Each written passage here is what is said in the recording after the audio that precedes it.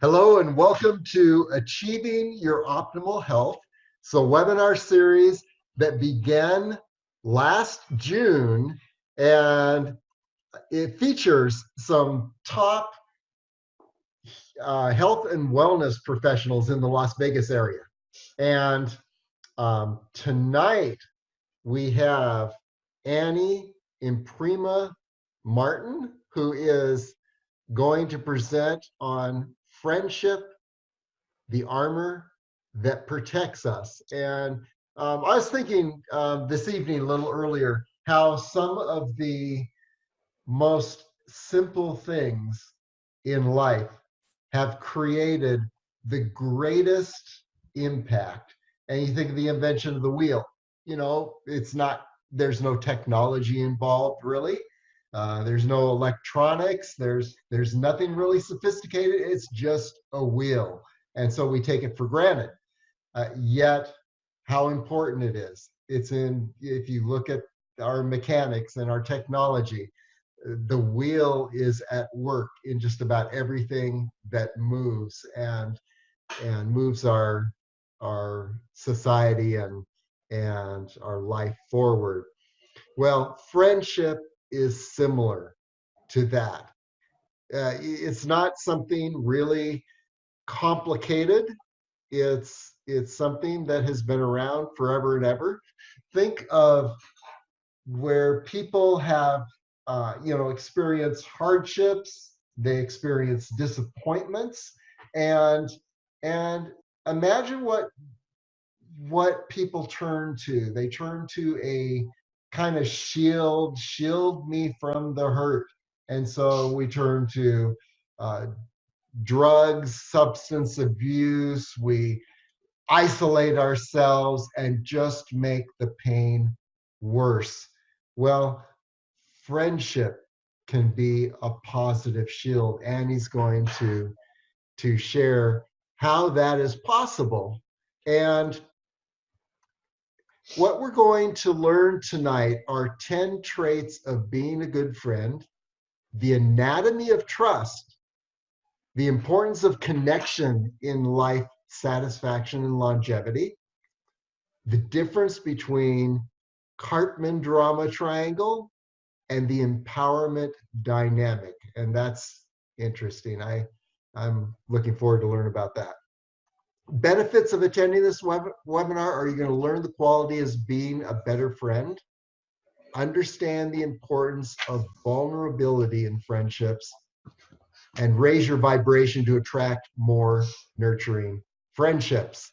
So this actually could be one of the most valuable webinars we have had, provided that we think in terms of, okay, how can I apply what I'm going to learn tonight, what we're going to focus on tonight, to my life, and maybe make take one or two specific actions that will enrich my friendships and provide that shield that's so important. A little bit about Annie. We're actually celebrating with Annie tonight. She has recently achieved a new degree, MHSM, which is a master's degree in metaphysical human science. So congratulations, Annie, and I hope that you'll describe that for us a bit later. And she's also a certified life coach, is a mom.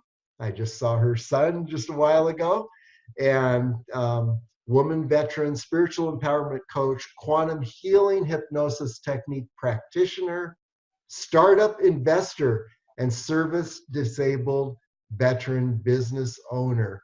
And so you can see she's got three things going here: veterans, entrepreneurs, and spiritual empowerment.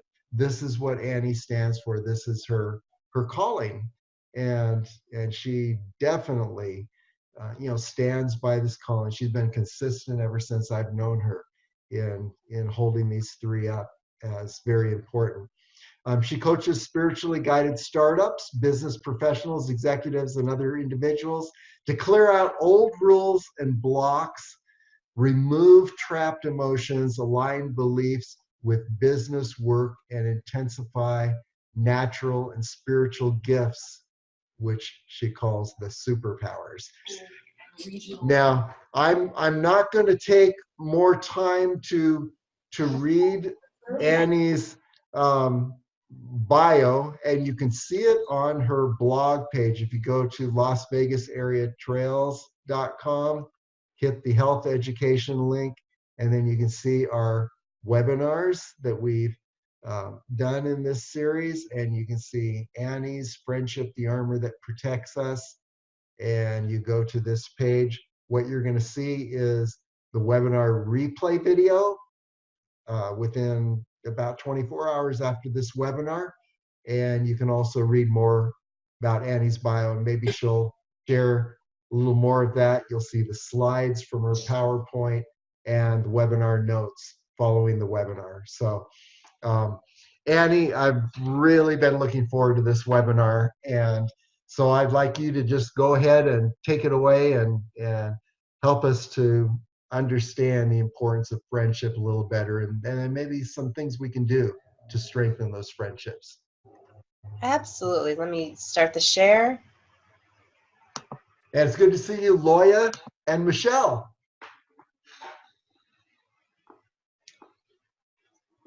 And so I call it the friendships because when I came back from deployment in 2016, I realized that I was on a very important calling, a path, and each year seems to identify a new ship. And so this was what we're talking about today are really the lessons that I learned, spiritual and human lessons that I've learned about friendships. Oh, why am I not moving forward? Try the down arrow. There we go. There you go. So armor, when I talk about the armor that protects us, I'm talking about the armor that we would know, the noun, the metal covering worn by soldiers and warriors to protect the body in battle. But I'm mostly talking about the verb that's providing someone with emotional, social, or other defenses, the protection piece of life. And so this is my friend Doreen. She was she was there for me during my deployment when I was really going up against some really difficult people. She would be obnoxiously supportive as my cheerleader. We traveled together. We went on a lot of trips together. We had a lot of fun together. And so this is also my friend Doreen. And what this did was it had me step back and really break down the anatomy of friendship. What is friendship? And through my grieving process, what did I lose? And how do I create it? And how do I teach other people how to develop it? And so right around the same time as Doreen's funeral earlier this year, this particular cover came out with Oprah magazine. And it goes on in this particular issue about family and how we define family. And it's not necessarily in the traditional biological sense. It's who are the people that you call family. And this is a quote from the magazine. Family should be the place where you can be your most complete self. And so those that know me know that I stand for empowerment, and I stand for authenticity, and I stand for finding ways to align mind, body, soul, so that what you see is what you get always. And through this journey of friendship, of what is friendship and how do you create better friends, It took me on this journey through Dr. Stephen Cartman's drama triangle. And what this triangle says is that there's always three characters in this triangle. There's three roles in this drama. You always have a victim, you always have a persecutor, and you always have a rescuer. So hypothetically, you have a situation, somebody does something bad to somebody else, they become the victim. Another person comes in to rescue the victim because the rescuer really wants the recognition of being the rescuer to fill their own inner voids. The victim then accepts the rescuer, something goes wrong, the rescuer then becomes the victim, the persecutor now becomes the victim, and the roles switch around. And I'm going to blow my nose as we go because I'm enjoying allergies. I have no idea what I'm allergic to. We're assuming it's the hamster. So my child just got a hamster. So the opposite is what I do as a coach, and it's how do we empower people to include our friends to solve the problem by themselves. And so when we look at the empowerment dynamic, TED, the empowerment dynamic, we have a creator who's the individual, the challenger who is the one that's provoking the learning of the lessons, and then you have the coach. And the creator comes to the situation to say, I can do it. Like, I can do this. I'm fully capable of doing this. I just need my cheerleaders. And then you have your challenger that says you can do it. And the coach asks you, how will you do it? And that's usually the dynamic of very strong friendships. The ones that say, I don't need to rescue you because I have full faith you can do it yourself, but I will hold space for you. How are you going to do it? How can I help you, support you through this? But no one is playing the poor me role in the empowerment dynamic. In the drama triangle, everyone is really a victim and everyone loses because there is no win-win. No, not one of these roles is a win-win. And so what we want are friendships where we can say, I'm asking for help, I'm accepting help, and I want you to trust that I will be able to figure it out on my own. So there's a little video here. We should be able to play it. Key point for distinguishing items which spark joy from those which don't is to feel the item in your hand. Take each piece of clothing in your hand and see how your body responds.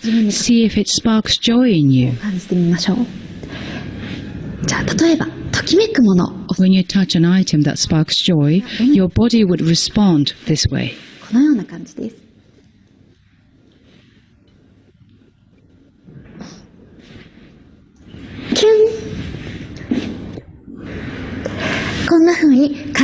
Feels as if every part or every cell of your body lifts up little by little. This is the sensation your body would feel when you touch items that spark joy. On the contrary, when you touch an item which does not spark joy, you would feel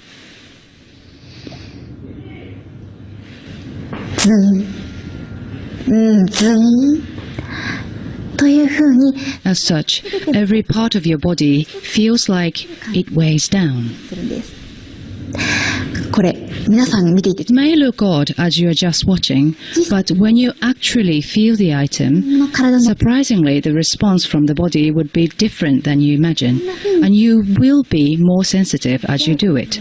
Like so, try it with each and every piece of clothing you own and see if the item makes you happy now, that they should remain with you.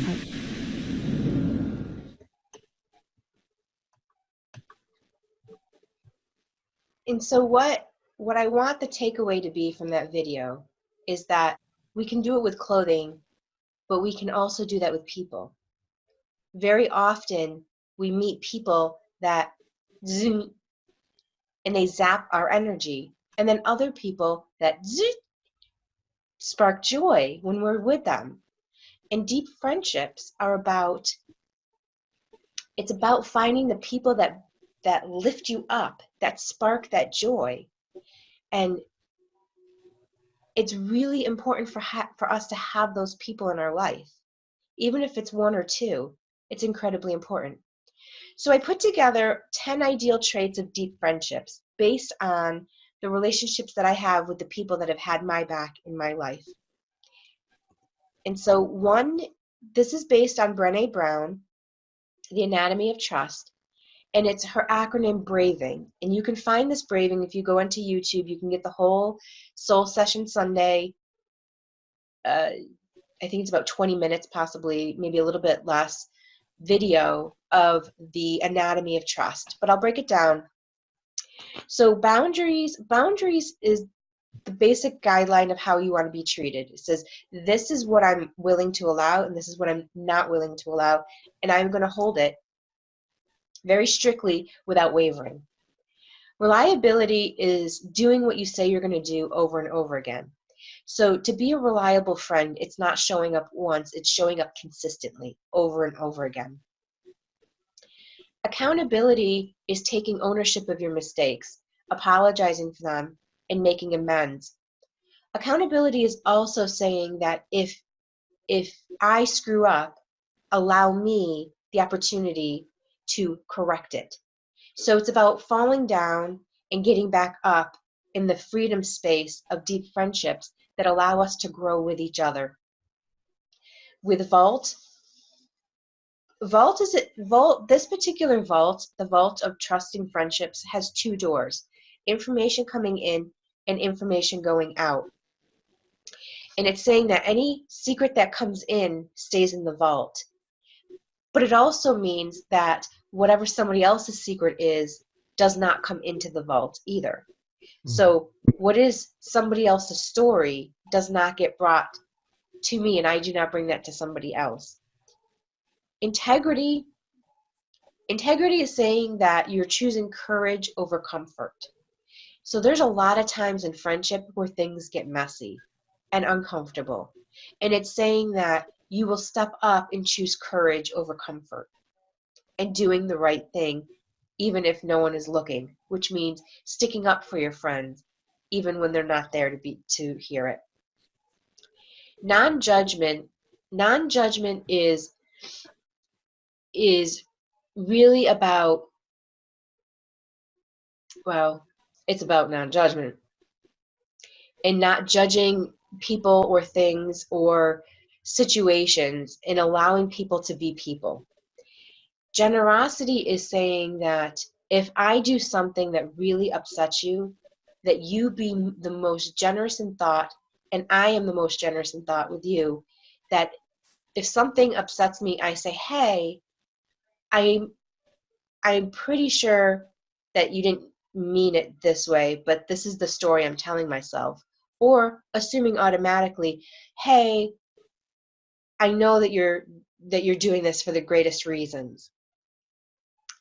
And so it's coming at it from the best case scenario approach, because many times where we have problems in our friendships is because of a lack of communication. And simply wishing the best and seeing the best in the person brings out the best. So it allows that opportunity to save face as well. The second important part of friendship is ebb and flow. It's, if I fall down, you help me up. If you fall down, you allow me to help you up. And we work together and we expand together. That's how friendships grow, and that's how the deepening, that's where it comes from, is this taking of turns. 3 is about hearing. It's listening with empathy, it's listening to understand, and it's asking questions. And it's allowing the moment to pick up the cues when somebody is saying something subconsciously that as a friend we would recognize perhaps before they do. Seeing, noticing changes. Very often your friends are going to notice when you're off before you will. Because they're not operating from the same mechanism. They're going to be able to pick up the cues, and it's a good friend that'll call you out when something's off. Just be. When it's a good friendship, when it's a healthy friendship, there's little to no drama. If there's drama, that means we went right back to Cartman drama triangle and somebody is playing a role. And no one wins in the drama triangle versus the empowerment dynamic. Friendships should be uncomplicated. They should be easy. It should hum. And that's a Shonda Rhimes term when she refers to when she's in her flow, that everything hums, and it's easy. Oh, what happened? Oh, here we go, my little video.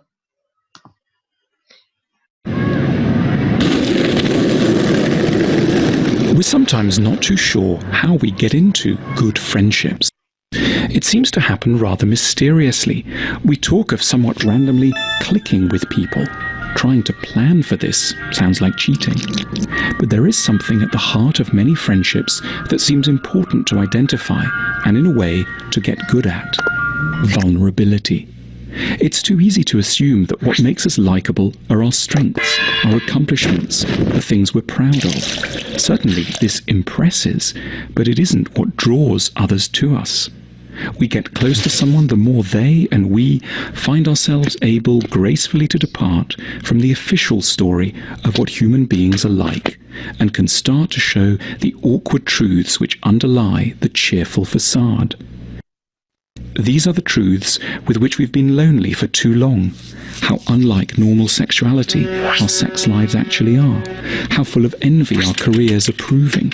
How unsatisfactory our family can be. How worried we are all the time. Revealing any of these things places us in great danger. Others could laugh. Social media would have a field day. That's the point. We can only get close by revealing things which would, in the wrong hands, be capable of inflicting appalling humiliation on us. Friendship is the dividend of gratitude that flows from an acknowledgement that once offered something very valuable to someone. Not a fancy present, but something even more precious, the key to one's self-esteem and dignity. It's deeply poignant that we should expend so much effort on trying to look strong before the world, when all the while it's really only ever the revelation of the somewhat embarrassing, sad, melancholy and anxious bits of us that are what makes us endearing to others and can transform strangers into friends.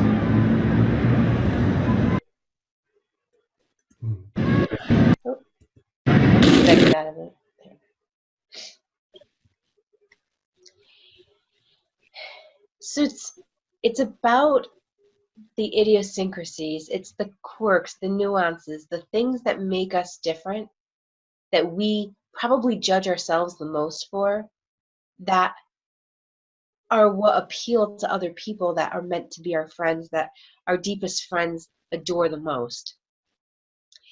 It was maybe earlier this year, Brené Brown posted this on her social media page, and it was about holding space.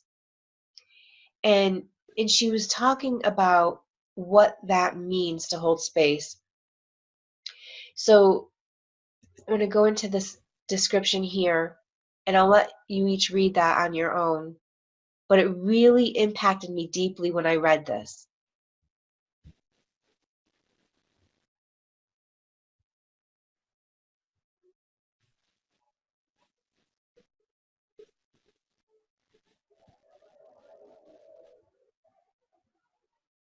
When we're in pain, we need to find the people who can look us in the eye.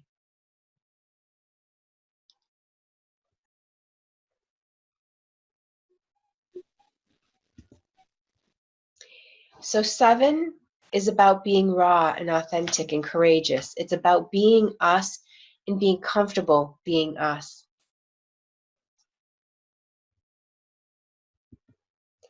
8 is honesty. And honesty, even in the rawest form, is admitting to your friend when you're envious, jealous, or insecure. It's saying, I'm envious of you for having this. And I understand that that's a reflection of my emptiness or my own void. And then the friendship can deepen because of that conversation. 9 is about being gritty. It's To stand in discomfort takes a heck of a lot of courage. And you want friends that are strong enough to handle your narrative, no matter how bad it gets. Because it's the hard times, the really hard times when our friends mean the most, when it is the healthiest for us to be surrounded by the people that love us the most. Brené Brown talks in her TED Talk, she talks about shame, and she says if you put shame in a petri dish, it can grow exponentially with secrecy, silence, and judgment. Mm-hmm. But if you douse it with empathy, it cannot exist. It cannot grow. And so empathy is an incredibly powerful antibiotic for our life. Empathy. Connection is better than any drug you can get on the market for depression. And we know this. We know this through TED Talks of studying addiction and depression, that connection has huge impact. The oxytocin emission of hugging for 20 seconds, the physical connections and the endorphins that are released when we are closely connected to people, those are things that when you take them away from a human, you notice they will start aging faster, they have more ailments, they have more mental health issues. Connection is an incredibly powerful antioxidant for life.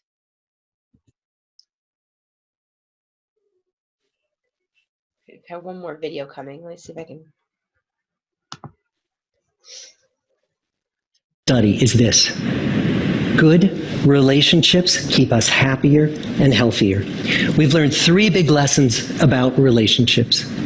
The first, it turns out that people who are more socially connected to family, to friends, to community are happier, they're physically healthier, and they live longer. And the experience of loneliness turns out to be toxic. People who are more isolated find that their health declines earlier in midlife, their brain functioning declines sooner, and they live shorter lives. So the second big lesson that we learned is that it's not just the number of friends you have, but it's the quality of your close relationships. High conflict marriages, for example, without much affection, turn out to be very bad for our health, perhaps worse than getting divorced. The people who were the most satisfied in their relationships at age 50 were the healthiest at age 80. And the third big lesson that we learn is that good relationships don't just protect our bodies, they protect our brains. In your 80s, the people who are in relationships where they really feel they can count on the other person in times of need, those people's memories stay sharper longer. So what about you? What might leaning into relationships even look like? It might be something as simple as replacing screen time with people time, or livening up a stale relationship by doing something new together, or reaching out to that family member who you haven't spoken to in years, because those all too common family feuds take a terrible toll on the people who hold the grudges. I'd like to close with a quote from Mark Twain. There isn't time. So brief is life for bickerings, apologies, heartburnings, callings to account. There is only time for loving, and but an instant, so to speak, for that. The good life is built with good relationships. Thank you. Very good. And that was, I don't know if you caught that, but that was a study that had been conducted over 75 years, his recapping of social connections and how social connections are good for us, that loneliness kills. The experience of loneliness turns out to be very toxic for our health, and it's about the quality of our friends, not the quantity. The fewer, deeper the more deep friends we have, the better. And that may mean that we have fewer friends. Because what you don't want is to put yourself in a position where you have to armor up to be somebody's friend. Here's my nose again.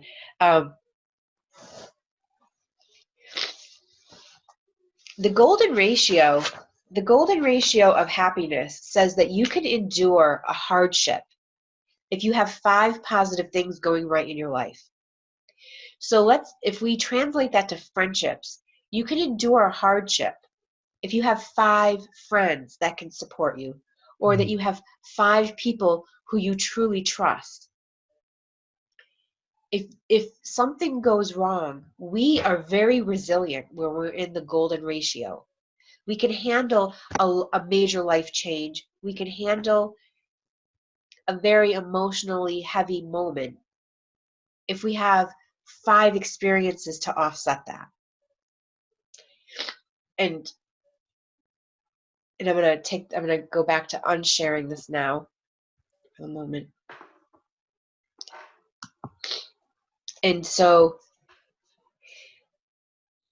of all of the things that we can buy over the counter, friendships they're the hardest things to acquire, but the cheapest things in helping our health and living a longer, happier life. Anyone have any questions? Well, I'm wondering how many of the people listening here, when Annie was talking, were you picturing someone that you would call a friend as she was describing the qualities of friendship and going through those qualities? Were you picturing someone? Yeah. Scotty, do you want to say something about that? Yeah. One of the worst things and one of the most horrible things about traumatic brain injury is your personality changes, and also you lose control of your emotions, so you're angry, and you lose almost all your friends. I would say everyone across the board that has a brain injury will lose 95% to 100% of their friends. It's sick. It's really the worst part of the thing, and that's one of the reasons why the suicide rate for traumatic brain injury survivors is sky high.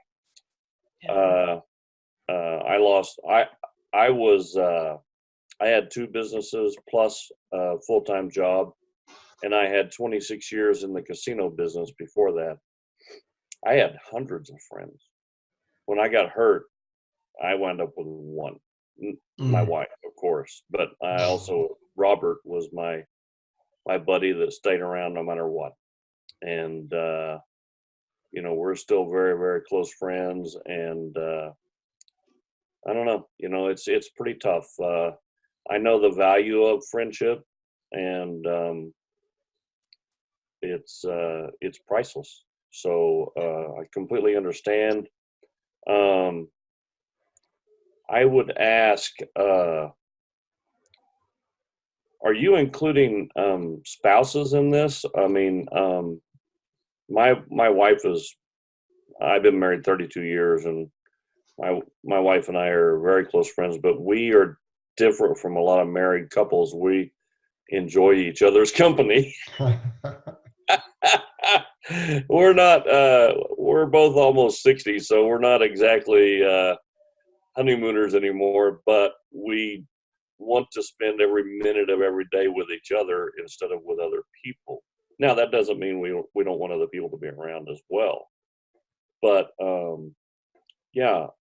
I've been very lucky, and I've known that since day one. So I have cultivated that and made sure that I was always thoughtful, and made sure that I was a good friend to her too. Yeah. So I would say that, boy, that's one of the things I've been working on with people in my coaching is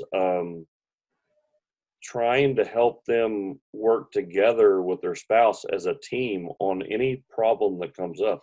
Anything. I mean, the water heater goes out. You don't say, husband, go fix that. It's like, well, let's talk about this. How are we going to do this? Are we going to hire somebody, or we're not going to hire somebody? Can you lift that thing? Things like that. So, yeah, you need to work as a team, and it changes everything. It changes the dynamic once you're really good friends, and for the better. And you can't have enough friends. It's impossible. Yeah. I completely agree with everything you said, and I feel that you completely slam dunked me on my webinar because I had no cute videos. The video, I'd like to see them 4 more times, because that first video with the 2 guys with the Yeah. one with the beard, that was hilarious. I loved that video. That was awesome. And they would lick the cone and it dropped off. I was like, very sad, but I understand. Isn't that the truth, though? It's the most vulnerable parts that make us. The things that I remember about Doreen were not her perfections, because, she spent a lot of money trying to be perfect. Yeah. It was the parts that made her imperfect that were the parts that I loved the most. My buddy, Robert, he's this close to being an alcoholic. He smokes like a chimney. And the other thing is, a really good friend, you can go 6 months without talking to him. Mm-hmm. And pick up the phone and call them, and it's like nothing, no time passed. And nobody says, well, I'm not talking to you, you haven't called me for 6 months. They're like, hey man, what's up? So a really good friend, they understand, hey, maybe something was going on, and you just didn't have time. But I have a couple of friends from high school, because of Facebook, they found me. And it's really something, because I can talk to them on the phone. Haven't talked to them in, I don't know, 40 years. And it's really something. We can share our life experiences, and it's just like we picked up right where we left off. The connection. Yeah, the connection is solid. Even though there's a lot of space between you and time, doesn't matter whatsoever. If you're a good friend, if you really enjoy each other's company, it's right there. Yeah. I'm very sorry for your loss, by the way. In a loss, there's a gain. So I've learned quite a bit, and I can't say that she's completely gone. She's just in a different form. I lost my stepdad this year, and I've had a real hard time with grief since I got hurt, because you have a hard time controlling your emotion.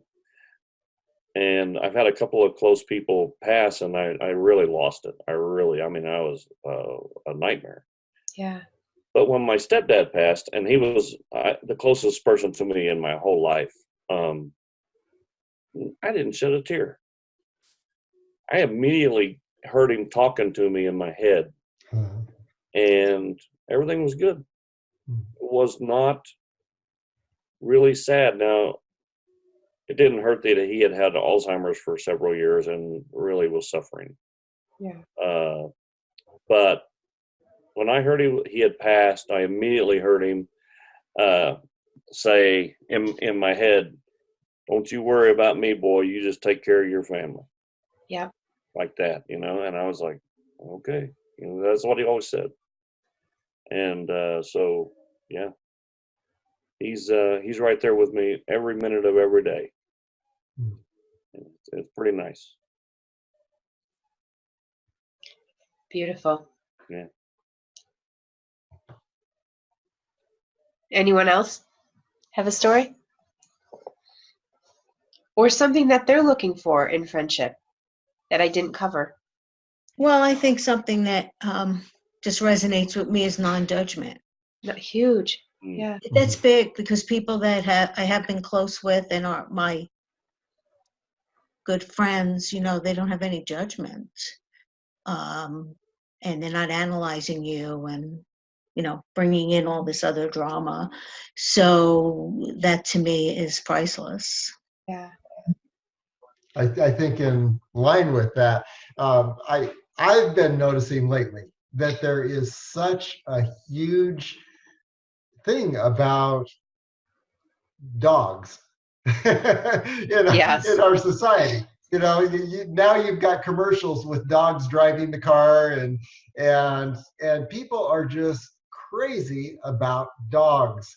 And when you think about dogs, there is unconditional acceptance.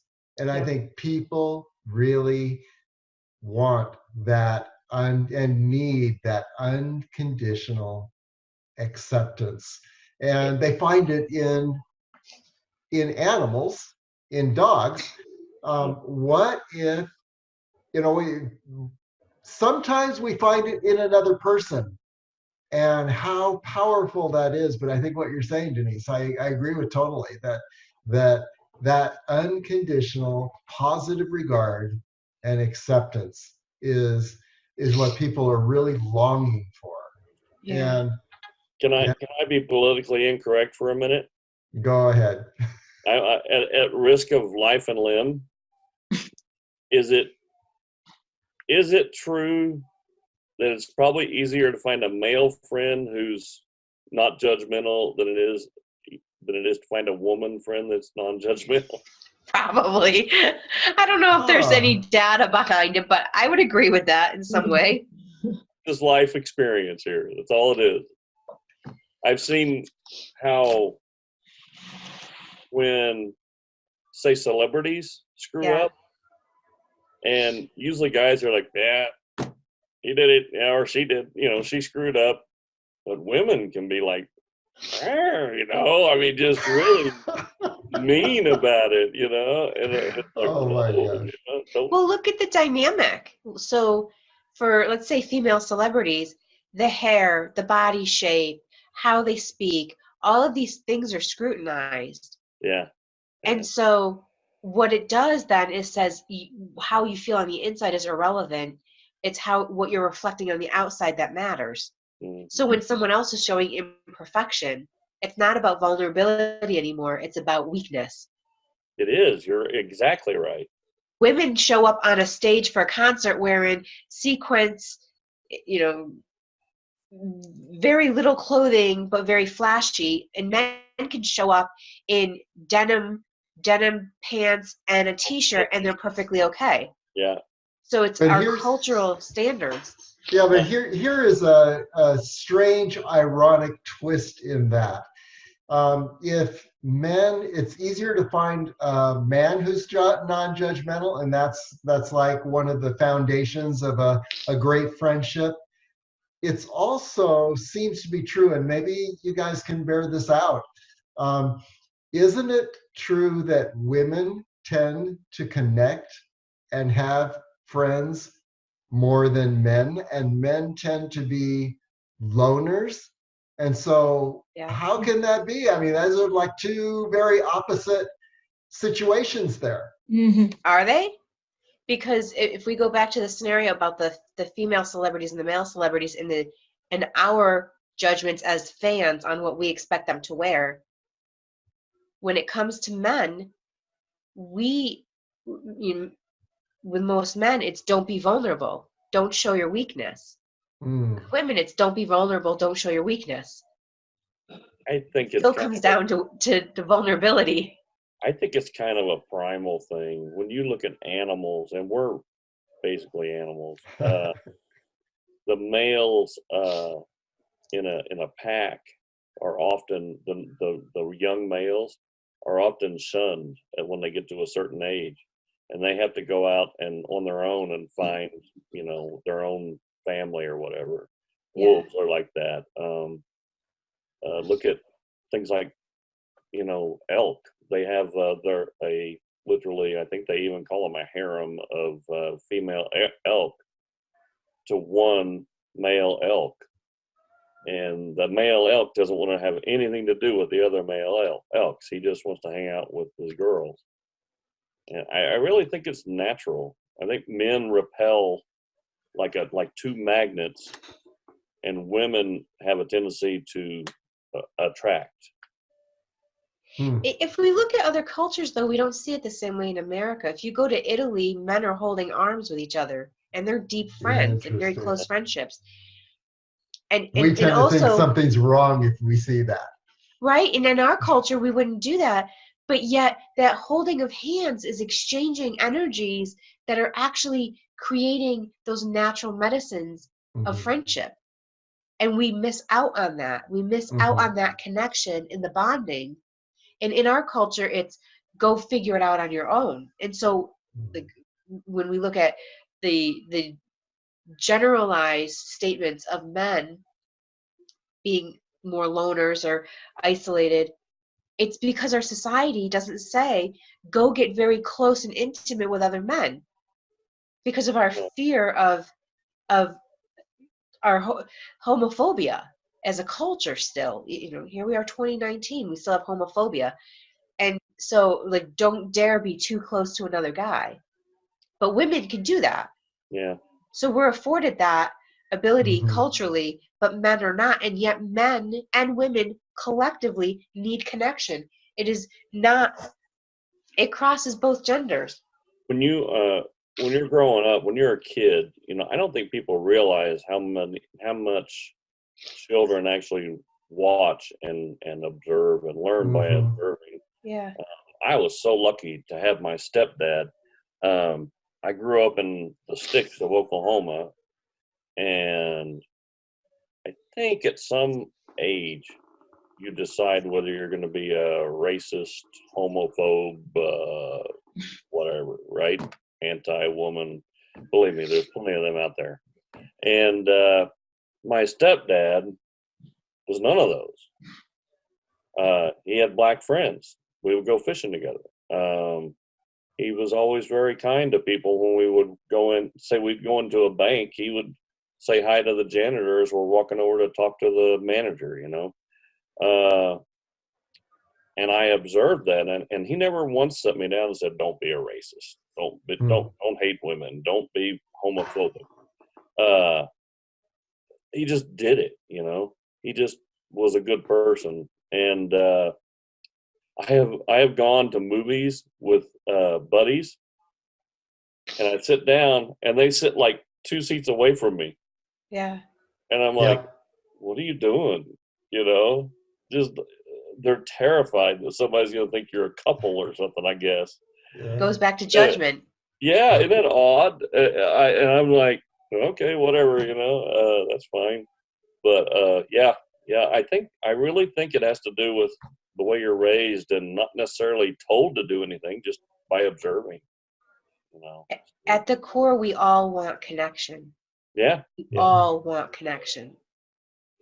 Okay, well, this webinar series is entitled Achieving Your Optimal Health. Yeah. And from what you're saying, Annie, your optimal health includes friendship. If you don't have a friendship, you're not going to be at your optimal health. And one of your examples was people that have friends that at 50 are going to live a healthier life at 80. Yeah. It's been proven. So each of us and anyone watching this has a number of acquaintances and maybe a few people who are close, and maybe if they're very fortunate, have just a few, one or two people that they can call friends in every sense that you described. Now, what I'm thinking is, okay, if we were to give some advice to someone who wants to develop the kind of friendship you're talking about, what is can we do that intentionally, or is this something that just happens to some lucky people, or is it something that we can actually do some intentional things to maybe identify a few people, reach out to connect to a few people, and behave in such a way that we promote friendship? Or is this something we just need to hope that we're lucky? Well, the way to have good friends is to be a good friend. Yeah. If we don't know what the definition is of a good friend, how can we even know what to look for in somebody else? Mm. And how do we hold boundaries to say this is what I expect, and this is what I need, and these are my these are my limitations. I respect myself enough to know that I want this. And if we don't know how to do that for ourselves, how can we show other people what we want? Because the world is just a mirror of what we're thinking and doing. Mhm. And if we're living in a drama triangle, we don't have the capacity to be a deep friend. So we go back over those characteristics that you shared with us a moment ago, and we ask ourselves the question, how can I be those qualities Yeah. to the people around me? And then in that process, we attract those people to us who resonate and create those friendships. Absolutely. Yeah. I have a saying, and it's all my own, and I'm trying to remember it now. I'm having a TBI moment, but it goes something like, live each day like you're being judged by how great other people's day is just by spending a little time with you. Wow. Okay. Yeah. Yeah. We used to joke when you're talking with someone, you're about to say goodbye, um, it, to say, "Hey, glad you got to see me," which is kind of an interesting little twist. Now, Dave, I can tell you this much: if you're going to have friends or fans, fans are a real good substitute. Now, as a racetrack announcer for 3 full seasons now at the Speedway, I literally have 500 to 1,000 real fans, and I can't recommend it enough. They send me food. They bring me gifts when I come to work. It's pretty nice. It's pretty nice. Okay, so we can add fans to that. That's going to increase your lifespan and health. What do you think about that, Andy?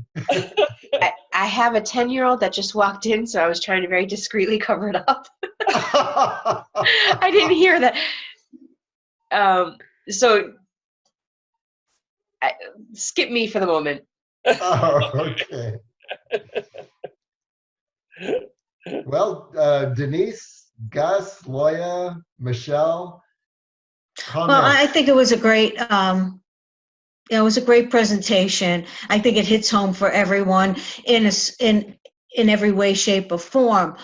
We see at different portions of our life how different it is for me, my friends now versus my friends years ago. Yeah. When I was in medical school, and then when I had children, and my family, it was just different relationships. And then as you do get on in years, you realize, what else am I looking for? And it just seems that, I don't know, I'm just in a point in my life where I've met unbelievable soul sisters, as we call each other. And I mean, it's, it's just unbelievable, really, how we can connect and be able to discuss what we need to discuss, and how it's going to help to our own growth. And probably because this is where we are in our lives now. I know where I am in my life at being, my age, and what I'm looking for. And so it's been an unbelievable journey for me as you go through the midlife crisis. It was a crisis. Now I've just dealt with it. So Good for you. Anyone It else like to changes the share? outcome. When we know that we have a squad that has our back, it's easier to take risks, and when we fall down, we're not down for as long. We get back up quicker, we're more resilient when we know we have a team that has our back. Male, female. yeah, it really doesn't matter. I mean, and then years ago, it was probably more like, oh, I failed. I'm very shameful. I'm this. But now it's a question of, okay, it's an experience, and let me discuss it with you, and let's talk about it. And so it's totally a different conversation with your own head, knowing that there is someone you can talk to. Thank goodness it's not like that anymore. Okay, any other comments or questions? for Annie. Annie, that is a truly valuable Yeah, you did a webinar great job. subject. Thank you. Thank you so much. And we have, let's see, I've got somebody on chat. Michelle, to everyone, great presentation, Annie. All right. And we have Denise in 2 weeks. And, you know, who has done yoga before? Okay, so Annie, I know Denise has. Loya, I'm sure you have. Michelle, Gus, Scotty. There are a lot of parts of me that just don't bend. Okay. We're going to talk about that. We're going to talk about that, Scott. Like the Tin Man that's rusty. That may be exactly what Denise wants to speak to, because she's going to talk about customizing yoga to you and how that enhances the self-healing power of yoga. And maybe Scotty, you need your own customized Scotty yoga. The WD-4 model. WD-40. Denise, do you want to share anything about this? Well, let's see, let me just say, enjoyed the. Yeah, what I'm going to be talking about is that we all have a preconception when we hear the word, that 4-letter word, yoga. What do you think of?